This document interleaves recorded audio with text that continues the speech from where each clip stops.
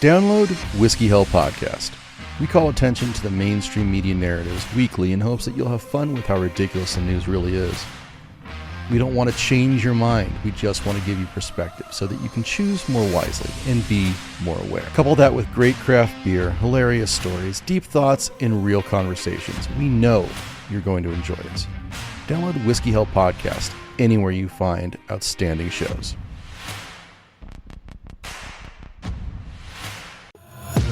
Take my eyes open to force reality. Why can't you just let me eat my weight in glee? Hush.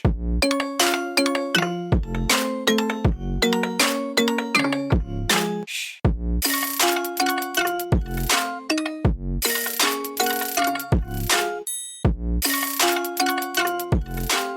Hello everyone and welcome to World Ablaze. And so it is now back to school season and all of America is gearing up for back to school. So what does that mean in 2023? Actually, I believe it's going to be the 23-24 school year. And pretty much the fourth school year with, well, COVID. As it now again rears its ugly head. Another variant of the virus is coming out. But how convenient, and not to sound conspiratorial, but convenient that during this summer, 2023 summer, we've had an outbreak or resurgence of COVID sicknesses. And it just seems to be so conveniently in the news and pushed out there as we get close to going back to school, which for most districts have probably already started last week, many starting this week. As of, the week of August 10th, August 18th, whatever. So what does that mean? Have we learned anything in America? It seems that, again, it's in the media that, hey, watch out, get vaccinated, look out for this, look out for that. And let's not discredit some of this information. And also let's realize that while we thought COVID went away, it really never did. And the reason that's important is we don't want to become lax in how we handle COVID in general. Now, that being said, the newer variants are not nearly as deadly, if you want to call it that, or have as much of an impact on people's health as the original virus did, which is a good thing. But doctors are still advising to be very cautious, especially if you are someone who is out of shape. And let's just face it, you're overweight. Your cardio is bad. You got asthma, whatever it is. And again, pre-existing conditions that are out of your control as well. Let's say you have diabetes. You're more susceptible to being hospitalized or getting severely ill from COVID. But let's circle back to the schools, because what I want to get to is they're trying to say make sure you're vaccinated, make sure you're getting your boosters, which is ridiculous as the vaccine has been proven to be, for the most part, very ineffective.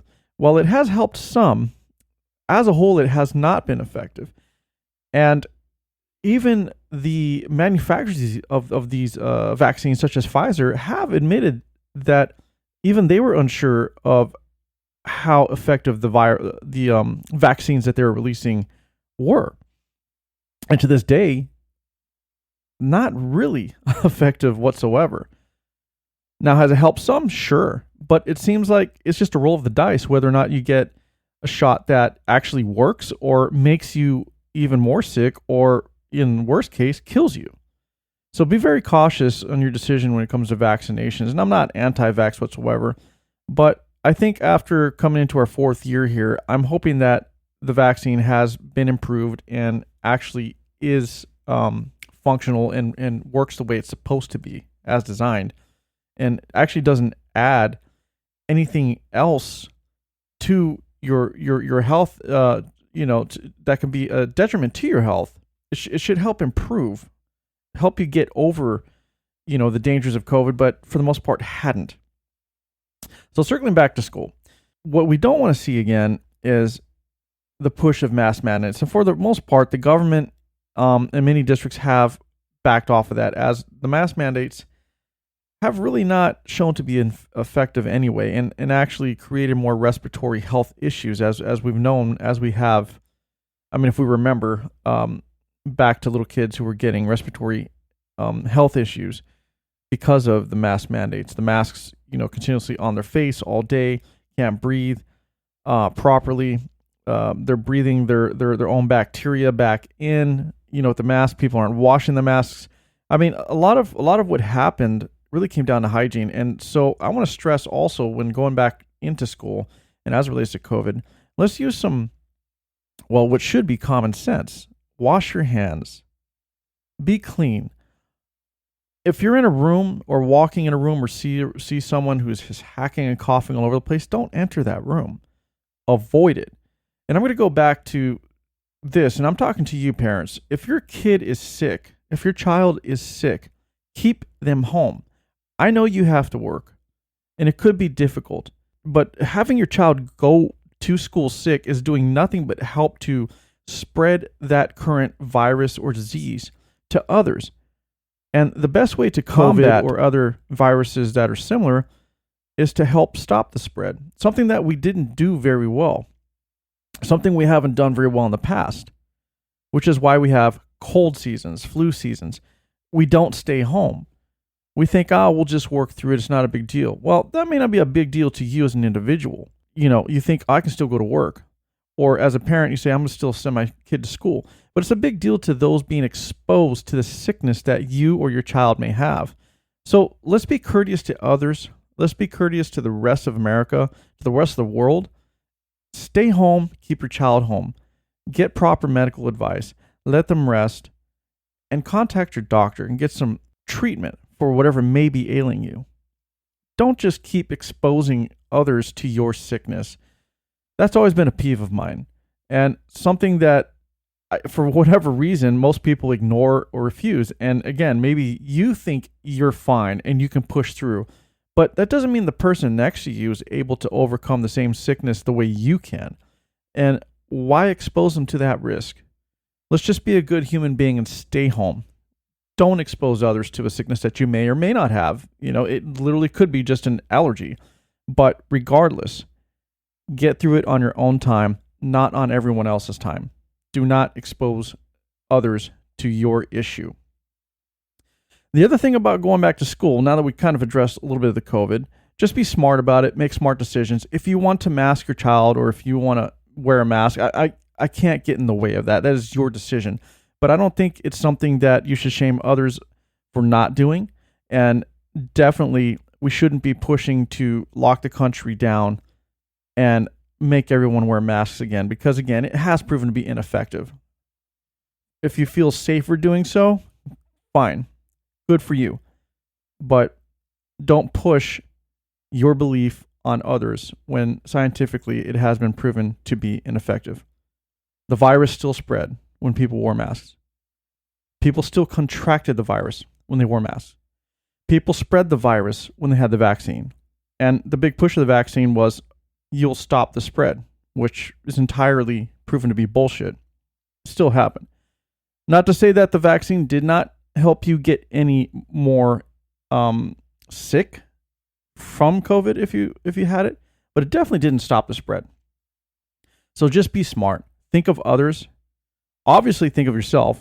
Of course, we all have to look out for our own health, but also think of others.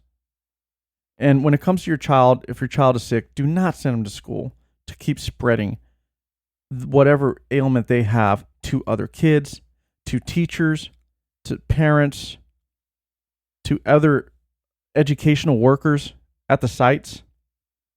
Just don't do it. One more thing to bring up about, a few more things to bring up about going back to school. It also seems that throughout the country, most districts are still having an issue with staffing. There's still a shortage on teachers, which is going to translate to even more kids in the class, which goes back to me saying, if you're sick, stay home. If your child's sick, stay home. If you're a teacher and you're sick, stay home. If you're an educational worker, whether it's a custodian or a maintenance operations worker, stay home. Let's not contribute to the continued spread of unknown, potentially deadly viruses, or getting others sick who may not be able to overcome ailments that you may be able to. And I hope that in 2023, everyone, or the 23-24 school year coming up, that everyone has learned from the past. Such as, let's stop pushing the gender and the transgender and gender affirmation agenda. Let's just leave that at home. Let's leave the classroom to education.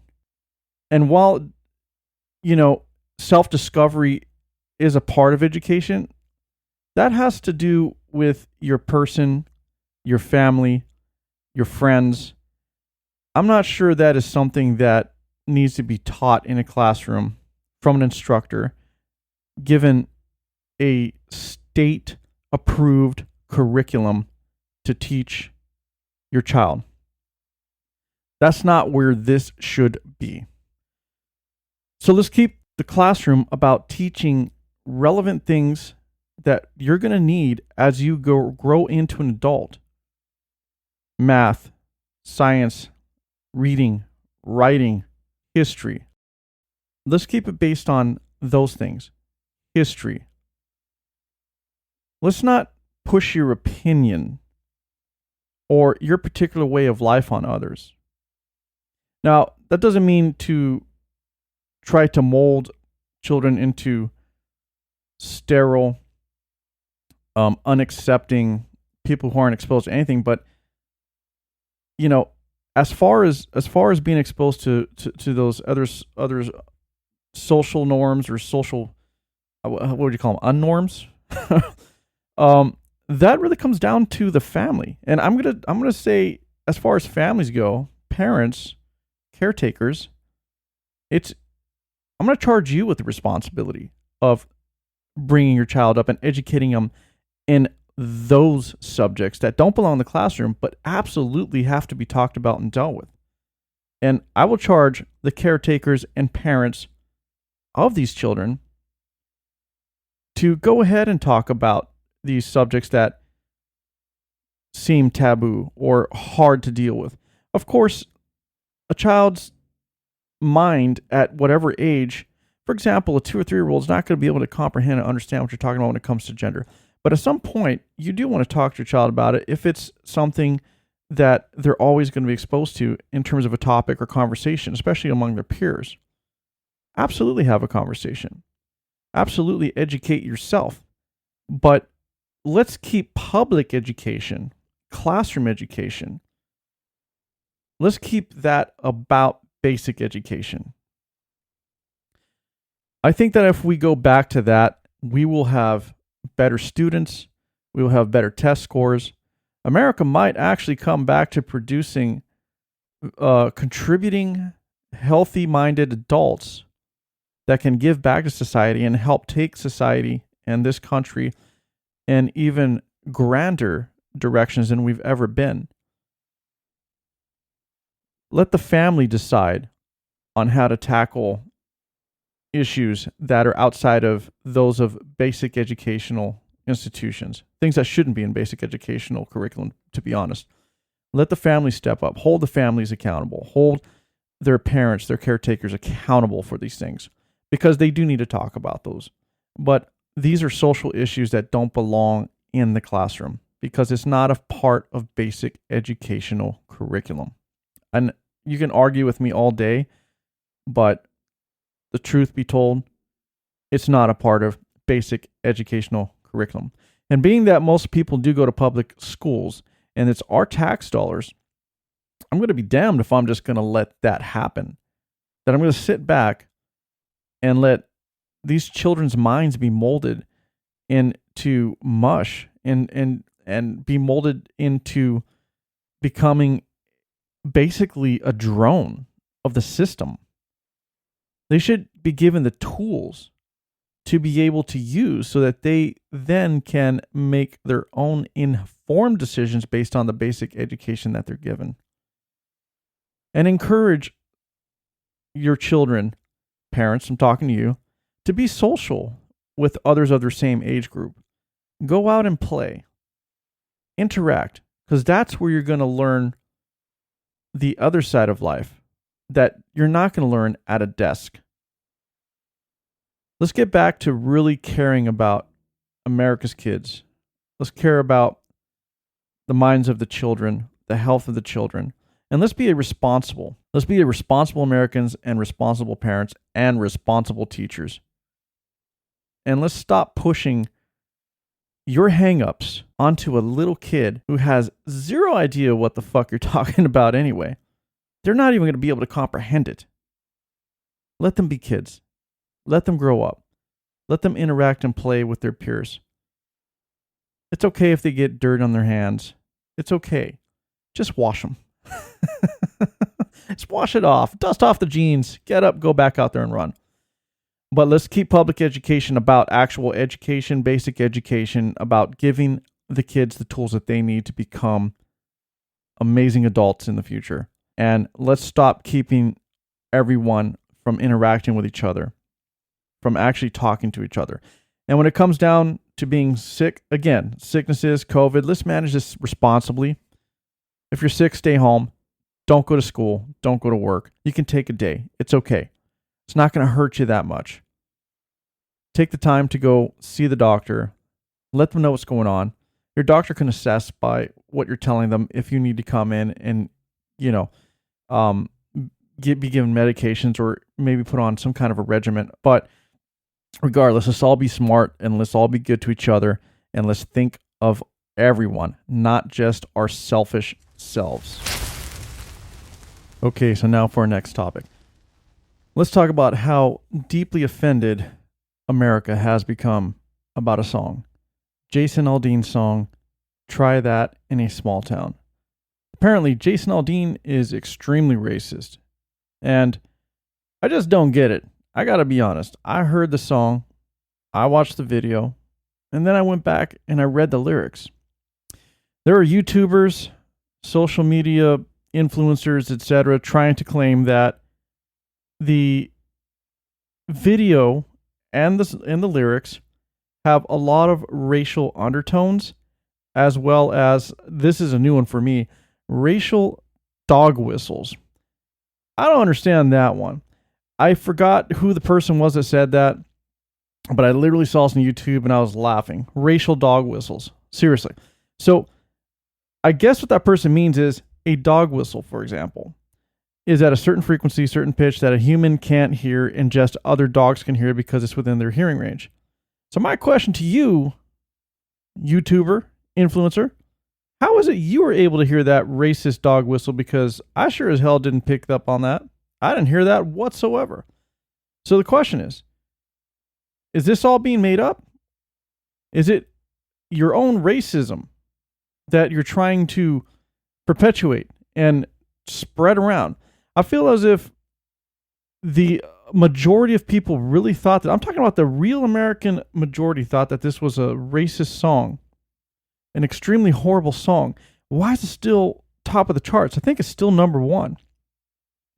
And that tells me that maybe the majority is not really the majority, but nothing more than a bunch of shills for corporate media and for government interests trying to sway the minds of all those out there about what is acceptable. You're supposed to hate a song that seems to be nothing more than an ode to those people to live your life as a real American, to hold others accountable, to not let crime run rampant. Don't let people just walk up and, carjack you or burn your store down or knock out an old lady. These are things that are unacceptable. It's about holding people accountable. That's what I got this song. Standing up for what is right, ethically and morally. There wasn't anything in that song that stated, anything about racism, about killing people of another race. There was even another YouTuber, might have been the same one, talking about how this is about sundown towns. Well, so just so you know where they're coming from, they're saying that according to this definition, a sundown town is also known as a sunset town or a gray town or a sundowner town, which are all white municipalities or neighborhoods in the United States that practice a form of racial segregation by excluding non-whites via some combination of discriminatory local laws, intimidation, or violence. The term came into use because of signs that directed colored people to leave town by sundown. Well, that is definitely not a town that I would want to live in or anybody should live in. But to say that this song supports that or even praises that is ridiculous. All Jason Aldean is doing is talking about a small town. And to be quite honest, if you haven't been to a small town or live in a small town, most small towns are very much about community, about taking care of each other, looking out for their own. And because they're smaller towns, they're able to react quicker to violence and crime and make sure that they take care of things before it gets out of hand or out of control. The fact that America is supposed to be offended by this song, it really speaks to the fact that the ones in power don't want you to think for yourself or stand up for yourself. You're not supposed to not like crime. You're supposed to accept despicable, deplorable behavior. You're not supposed to want to live in a nice place. Those are the things that this song represents. Standing up for yourself, taking care of your own, and taking care of your town, your own backyard, the place you live in. So why is it that America is supposedly offended by that message? Why are we not supposed to want to be American? That's the question I have. I'm sorry, but I don't agree with the supposed majority. And I say supposed because, well, more like the alleged majority, because they are not the majority. It is the minority. Minority with big government and corporate media interests trying to keep us under their thumb and make sure that we think in a manner that is suitable for them so that they can keep us in control. Don't fall for it. Play the song loud, crank it up, enjoy yourself, listen to what he's saying. Jason Aldean, if anything, is in full support of America, not racism, not segregation, and not sundown towns. All right, everybody, that's the show. Don't forget to like, subscribe, and if you like what you're hearing, you can also hear me as a host, well, I'll say part-time host on the Stretch Goose podcast, which is available everywhere, just like you can find this podcast. Thanks for listening.